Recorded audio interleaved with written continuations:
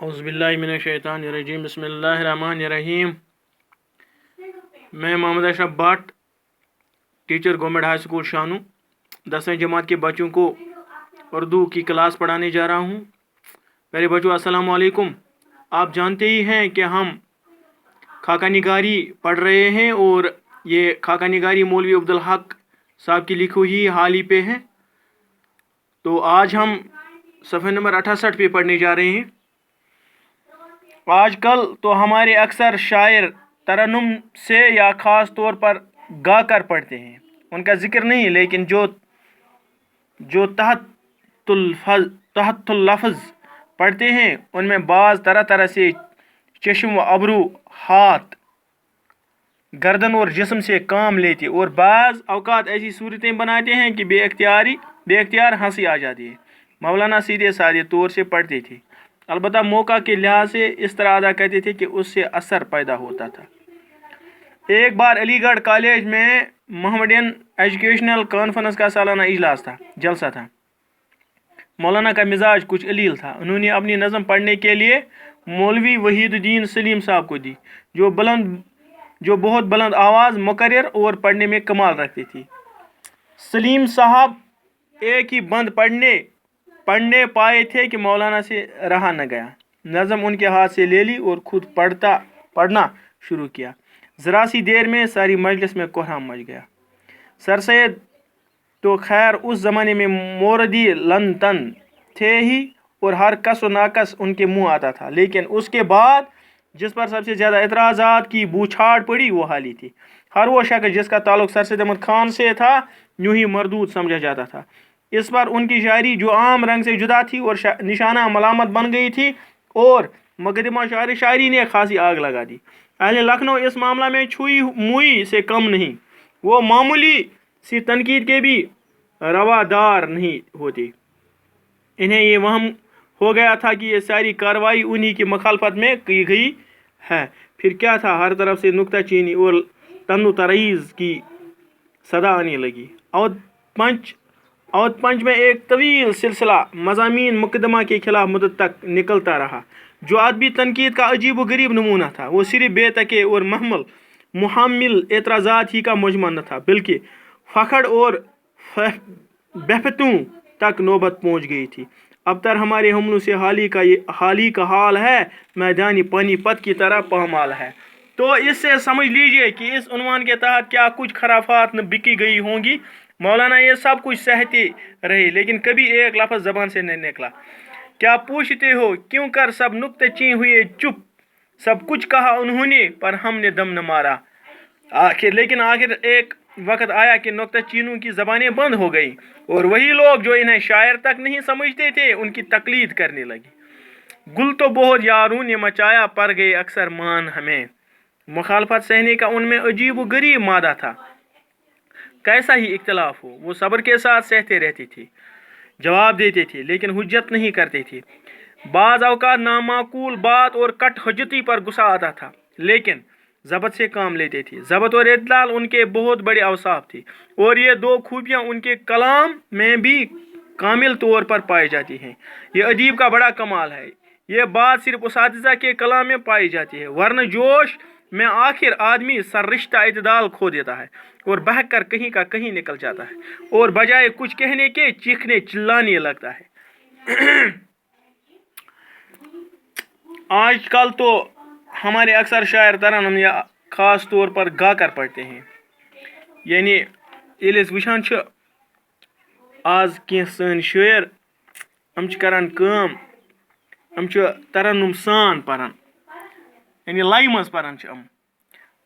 उनका जिक्र नहीं, लेकिन जो तहत्तुल लफ्ज़ पढ़ते हैं, यानी इहुन जिक्र ये आसान कि मगर तम युस शार बगैर तरन्नुम पढ़न उनमें बाज़ तरह से चश्म व अबरू, हाथ, गर्दन, यानी युम तरन्नुम बगैर पढ़न तम अथस करान इशार अथसों सत, गर्दन सत या जिस्म सत और बाज़ अवकात ऐसी सूरतें बनाते पत बनावान अथस शक्ल कुनिच या पत हावान अथ सत इशार गेस्चर करान।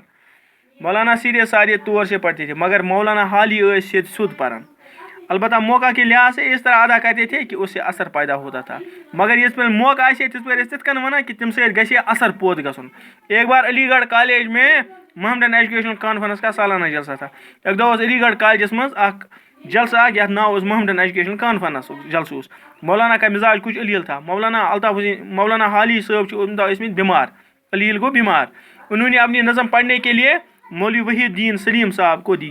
یمو کٔرٕکھ وۄنۍ کٲم دِژٕکھ پنٕنۍ یہ نظم وحید الدین صٲبس ژٕ پر جو بلند بہت بلند آواز مقرر اور پڑھنے میں کمال رکھتے تھے. یہٕنٛز آواز ٲس آسان واریاہ تھوٚد بیٚیہِ ٲسۍ یِم مقرر ٲسۍ پرن وٲلۍ تہٕ یِمن اوس زبردست کمال اتھ منٛز.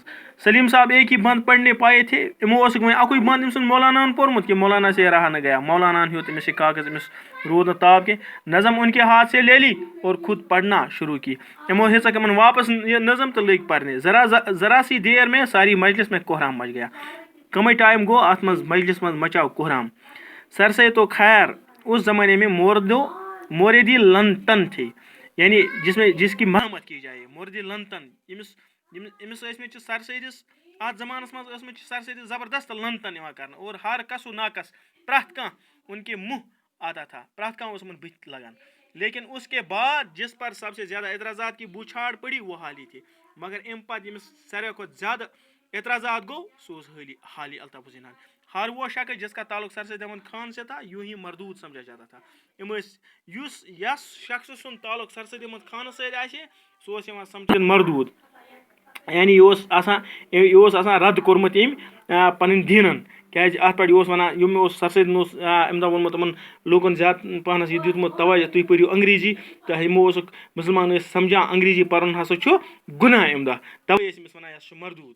اس پر ان کی شاعری جو عام رنگ سے جدا تھی ات پٮ۪ٹھ یُس زن إہٕنٛز یہِ شاعری یُس زن جدا ٲس باقی امو نِش اور نشانہ ملامت بن گئی تھی. اتھ ہسا ٲس آمٕژ یہِ ہسا ٲس ملامتٕکۍ نشان بناونہٕ شکار گٔمٕژ. اور مقدمہ شاعر و شاعری نے خاصی آگ لگا دی. تہٕ یُس یِمو بیاکھ اکھ مقدمہ شاعری پٔرٕکھ بیاکھ اکھ بنٲوٕکھ اتھ ہسا ٲس زبردست امہِ سۭتۍ اوس زیادے نار لوٚگمُت. اہلِ لکھنؤ اس معاملہ میں چھُی مُی سے کم نہیں.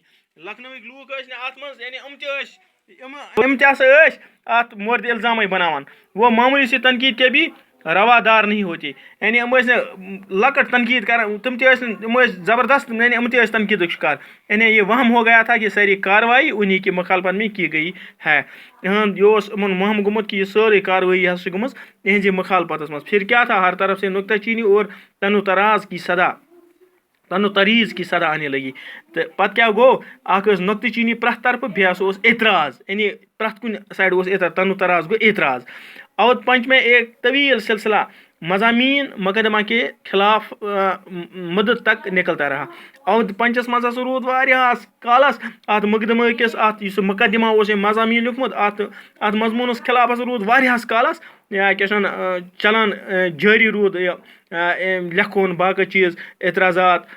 جو ادبی تنقید کا عجیب و غریب نمونہ تھا یعنی ادبی تنقید ہسا روٗد اتھ گژھان. یہِ ہسا اوس عجیب اکھ نمونہ اکھ.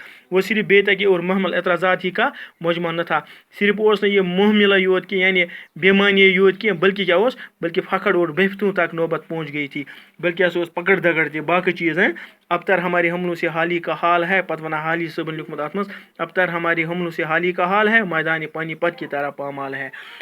تو اس سے سمجھ لیجیے کہ اس عنوان کے تحت کیا کچھ خرافات نہ بکی گئی ہوں گی. مولانا یہ سب کچھ سہتے رہے لیکن کبھی ایک لفظ زبان سے نہیں نکلا. مولانا صٲبن کوٚر سورُے یہِ برداشت مگر زیٚیہِ کوٚڑُن نہٕ کِہیٖنۍ تہِ اتھ. کیا پوچھتے ہو کیوں کر سب نکتہ چین ہوئے چپ. یہ ونان دپان کیا ونان چھُ نکتہ چین کِتھ کٔنۍ گٔے سٲری ژھۄپہٕ کِتھ کٔنۍ گٔے. یہ سب کچھ کہا انہوں نے پر ہم نے دم نہ مارا. یِمو کٔرٕکھ نکتہ چینی یِمو ووٚنُکھ پرٛٮ۪تھ کینٛہہ مگر اَسہِ ووٚن نہٕ جواب واپس کینٛہہ. لیکن آخر ایک وقت آیا کہ نکتہ چینوں کی زبانیں بند ہو گئی اور وہی لوگ جو انہیں شاعر تک نہیں سمجھتے تھے ان کی تقلید کرنے لگے. مگر اکھ زمانہ آو سُہ یِم یِمن نکتہ چینی کران ٲسۍ یِم نہٕ شاعری یوت یِمن شاعر تہِ مانان ٲسۍ کینٛہہ تِم لٔگۍ یِہٕنٛز تعریف کرنہِ. گل تو بور یارو نے مچایا پر گئی اکثر مان ہمیں یعنی دوستو ہسا کوٚرُکھ زبردست شور تو بہرحال ٲخر مونُکھ سونُے. مخالفت سہنے کا ان میں عجیب غریب مادہ تھا. دپان یِمن ہسا اوس یہ مخالفت یہ برداشت کرنُک زبردست مادٕ پانس منٛز. کیسا ہی اختلاف ہو وہ صبر کے ساتھ سہتے رہتے تھے. تیوٗتاہ اختلاف آسہِ مگر یِم ٲسۍ صبر سان برداشت کران. جواب دیتے تھے جواب ٲسۍ دِوان لیکن حجت نہیں کرتے تھے مگر حجت ٲسۍ نہٕ کران. بعض اوقات نامعقول بات اور کٹ حجتی پر غصہ آتا تھا. یعنی کٲشِر پٲٹھۍ اگر حظ کانٛہہ کَتھ نامعقوٗل آسہِ یا یہِ آسہِ پَنٕنۍ کَتھ پنٛنہِ کَتھِ پٮ۪ٹھ یا اپنی بات پہ اڑا رہنا گوٚو کٹ ہُجتی اَتھ پٮ۪ٹھ اوس یِوان شرار لیکن ضبط سے کام لیتے تھے مگر بڑٕ ضبطہٕ سان ٲسۍ ضبط اور اعتدال ان کے بہت بڑے اوصاف تھے یہ ہسا ٲسۍ تِمن وصف یہ ضبط تہٕ بیٚیہِ اعتدال یہ اوس وصف یِمن اور یہ دو خوٗبیاں ان کے کلام میں بھی کامل طور پر پائی جاتے ہیں یِم زٕ خوٗبی ہسا چھِ اِہنٛدِس کلامس منٛز تہِ لبنہٕ یِوان یہ ادیب کا بڑا کمال ہے یہ چھُ ادیب سُنٛد آسان بوٚڑ بار کمال یہ بات صرف اساتذہ کے کلام میں پائی جاتی ہے یہ چھُ صرف وستادن ہٕنٛدٮ۪ن کلامن منٛزٕے یِوان لبنہٕ ورنہ جوش میں آخر آدمی سا رشتہ اعتدال کھو دیتا ہے مگر ییٚلہِ دپان اِنسان ییٚلہِ جوشس منٛز یی شرارتس منٛز یہِ ہسا چھُ یُس یہِ طریٖقہٕ چھُ آسان یعنی اعتدالُک طریٖقہٕ یہِ ہسا چھُ أمِس یہِ چھُ زن راوان أمِس منٛز اور بہک کر کہیں کا کہیں نکل جاتا ہے پتہٕ چھُنہٕ پتہ کینٛہہ یہِ چھُ یعنی أمِس یہِ چھُ پھِسلان پتہٕ چھُنہٕ پتہ لگان أمِس کینٛہہ بہٕ کپٲرۍ کپٲرۍ ووتُس اور بجاے کچھ کہنے کے چیخنے چلانے لگتا ہے وننہٕ کینٛہہ بجاے ہسا چھُ یہِ پتہٕ کیاہ کران یہِ چھُ شور کران یہِ چھُ کیاہ چھِ ونان چیخان چلاوان بس آج اتنا ہی انشاءاللہ کل اس سے آگے یہ پڑھائی جاری رہے گی آپ خوش رہے شاداب رہے